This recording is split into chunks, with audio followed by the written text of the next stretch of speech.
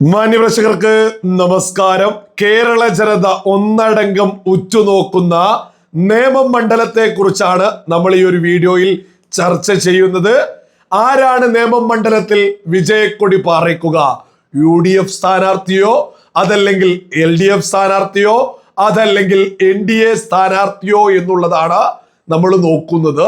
നമ്മൾ വ്യക്തമായിട്ട് കഴിഞ്ഞ ലോക്സഭാ ഇലക്ഷനിലെ കണക്കുകൾ, കഴിഞ്ഞ തദ്ദേശ തിരഞ്ഞെടുപ്പിലെ കണക്കുകൾ വെച്ചാണ് ആരാണ് ഈ മണ്ഡലത്തിൽ വിജയിക്കാൻ പോകുന്നത് എന്ന് വ്യക്തമാക്കി മുന്നോട്ട് വെക്കുന്നത്. നമുക്ക് ആദ്യം തന്നെ UDF സ്ഥാനാർത്ഥിയെ കുറിച്ച് നോക്കാം. ഈ ഒരു സമയം വരെയായിട്ട് UDFന് ഒരു സ്ഥാനാർത്ഥിയെ പോലും വെക്കാൻ സാധിച്ചില്ല എന്നുള്ളതാണ് വലിയ യാഥാർത്ഥ്യം. UDFനെ സംബന്ധിച്ച് ഈ പറയുന്ന നിയമമണ്ഡലത്തില് ഒരു മൂന്നാം സ്ഥാനം എങ്ങനെ കിട്ടും എന്നുള്ളത് മാത്രമാണ് അവര് നോക്കിക്കാണുന്നത് എന്നുള്ളതല്ലേ. നമ്മൾ ഈ ഒരു സമയമായിട്ട് ഒരു സ്ഥാനാർത്ഥിയെ പോലും നിർത്താൻ സാധിക്കാത്ത കോൺഗ്രസിനെ കുറിച്ച് മനസ്സിലാക്കേണ്ടത്. ഇനി നമുക്ക് LDF സ്ഥാനാർത്ഥിയെ കുറിച്ച് നോക്കാം. ശിവൻകുട്ടി കഴിഞ്ഞ 5 വർഷക്കാലം വിദ്യാഭ്യാസ വകുപ്പ് ഭരിച്ച് വിദ്യാർത്ഥികളെ കൊണ്ട് പോലും പറയിപ്പിച്ചിട്ടുള്ളൊരു നേതാവാണ് ശിവൻകുട്ടി എന്ന് പറയുന്നത്. നിലപാടിനെ കുറിച്ച് നോക്കിയാൽ കാവിക്കൊടി ഏന്തിയ ഭാരതാംബയെ എതിർക്കും, ദേശഭക്തി ഗാനത്തെ എതിർക്കും. അതേപോലെ തന്നെ സെൻറ് സ്കൂളിൽ നടന്നിട്ടുള്ള കഴിഞ്ഞ 30 വർഷക്കാലമായിട്ട് യാതൊരു പ്രശ്നവുമില്ലാത്ത വിദ്യാഭ്യാസ സ്ഥാപനത്തിലേക്ക് സുഡാപ്പികൾ മനഃപൂർവ്വം വന്ന് പ്രശ്നമുണ്ടാക്കിയ സമയത്തും സുഡാപ്പി അനുകൂല നിലപാടെടുത്ത് മുന്നോട്ട് പോകുന്ന ശിവൻകുട്ടിയാണ് നേമത്ത് സ്ഥാനാർത്ഥിയാവുന്നത്. ഏത് തരത്തിലേക്ക് ശിവൻകുട്ടി എത്തും എന്നുള്ളതും നമുക്ക് പരിശോധിക്കാം.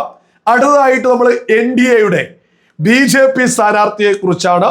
ഭാരതീയ ജനതാ പാർട്ടിയുടെ സംസ്ഥാന പ്രസിഡന്റ് രാജീവ് ചന്ദ്രശേഖർ തന്നെയാണ് നേമം മണ്ഡലത്തില് സ്ഥാനാർത്ഥിയായിട്ടുള്ളത്. ഏറെക്കുറെ അദ്ദേഹത്തിന് വിജയം ഉറപ്പാണ് എന്നുള്ളതാണ് വലിയ യാഥാർത്ഥ്യം. വെറുതെ വിളിച്ചു പറയുകയല്ല, നമുക്ക് കണക്കുകൾ എടുത്ത് മുന്നോട്ട് വെക്കാം. നമുക്ക് അതിന് ആദ്യം തന്നെ സകല ആളുകൾക്കും അറിയാവുന്നതാണ്, ഈ BJPയെ സംബന്ധിച്ച് കേരളത്തിൽ ചരിത്രത്തിലാദ്യമായിട്ട് ഒരു MLA ഉണ്ടാവുന്നത് നേമം മണ്ഡലത്തിൽ നിന്നാണ്. 2016 O രാജഗോപാൽ അവിടെ വിജയിച്ചിട്ടുള്ളതാണ്. സ്വാഭാവികമായിട്ടും BJPയെ സംബന്ധിച്ച് വലിയ പ്രതീക്ഷയുള്ളൊരു മണ്ഡലം തന്നെയാണ്. BJPയുടെ സംസ്ഥാന പ്രസിഡന്റ് തന്നെ അംഗത്തിനിറങ്ങിയ ഒരു മണ്ഡലം എന്നുള്ള പ്രത്യേകത കൂടിയുണ്ട്. രാജീവ് ചന്ദ്രശേഖർ എന്താണ് എന്നുള്ളത് തിരുവനന്തപുരം മണ്ഡലത്തിലെ ലോക്സഭാ മണ്ഡലത്തിലെ സകല ജനതയും കൃത്യമായിട്ട് തിരിച്ചറിഞ്ഞതാണ്. അതായത് കഴിഞ്ഞ ലോക്സഭാ ഇലക്ഷനിലൊക്കെ വളരെ കുറഞ്ഞ ഭൂരിപക്ഷത്തിലേക്ക് കോൺഗ്രസ് വലിയ രീതിയിൽ ഭൂരിപക്ഷത്തിൽ വിജയിക്കുന്ന ഒരു മണ്ഡലത്തില് വളരെ കുറഞ്ഞ ഭൂരിപക്ഷത്തിലേക്ക് കോൺഗ്രസ് സ്ഥാനാർത്ഥിയെ രാജീവ് ചന്ദ്രശേഖർ തളച്ചിട്ടു എന്നുള്ളതൊരു യാഥാർത്ഥ്യമാണ്. നിയമമണ്ഡലത്തില് കഴിഞ്ഞ തദ്ദേശ തെരഞ്ഞെടുപ്പിന്റെ റിസൾട്ട് ഒന്ന് നോക്കുകയാണെങ്കിൽ അവിടെ 7913 വോട്ടിന്റെ ഭൂരിപക്ഷം. കഴിഞ്ഞ തദ്ദേശ തെരഞ്ഞെടുപ്പില് അവിടെ 22 വാർഡുകളില് 17 വാർഡുകളിലും BJP ആണ് അവിടെ വിജയിച്ചിട്ടുള്ളത്. LDF 5 മാത്രമാണ്. UDFനെ സംബന്ധിച്ച് അവിടെ ചിത്രമില്ല എന്നുള്ളതാണ് യാഥാർത്ഥ്യം. NDA 22 വാർഡുകളുള്ളൊരു മണ്ഡലത്തില് 17 വാർഡുകളിലും NDA ആണ് അവിടെ ജയിച്ചിട്ടുള്ളത്. അതേസമയം LDFന് അവിടെ 5 മാത്രം, കേവലം 5 മാത്രമേ ഉള്ളൂ. UDF അവിടെ അപ്രസക്തമാണ് തദ്ദേശ തെരഞ്ഞെടുപ്പിൽ. നേമം മണ്ഡലത്തിലെ തദ്ദേശ തെരഞ്ഞെടുപ്പിനെ കുറിച്ചാണ് കൃത്യമായിട്ട് മുന്നോട്ട് വെക്കുന്നത്.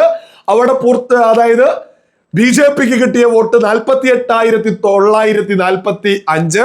അവിടെ LDFന് കിട്ടിയിട്ടുള്ളത് 41,032. UDFന് അവിടെ 22,197. ഇതാണ് കഴിഞ്ഞ തദ്ദേശ തെരഞ്ഞെടുപ്പിൽ ഓരോ മുന്നണിക്കും കിട്ടിയിട്ടുള്ള വോട്ട്. അതിൽ BJPക്ക് കൃത്യമായിട്ട് അവിടെ ഭൂരിപക്ഷം വന്നിട്ടുള്ളത് 7,913 വോട്ടാണ്. അതായത് തദ്ദേശ തെരഞ്ഞെടുപ്പ് നോക്കുമ്പോ നേമം മണ്ഡലത്തില് 7,913 വോട്ടിന് BJP മുന്നിലാണ്.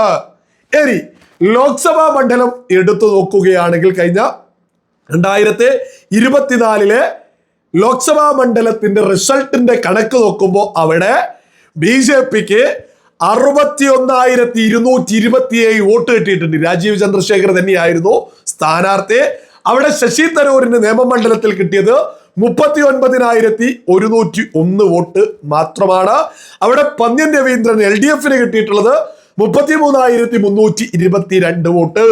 അതായത് നിയമമണ്ഡലത്തിൽ രാജീവ് ചന്ദ്രശേഖർ കഴിഞ്ഞ ലോക്സഭാ തിരഞ്ഞെടുപ്പിൽ പിടിച്ചെടുത്തിട്ടുള്ള വോട്ട്, അവിടെ ഭൂരിപക്ഷം കിട്ടിയിട്ടുള്ളത് 22,126 വോട്ടാ.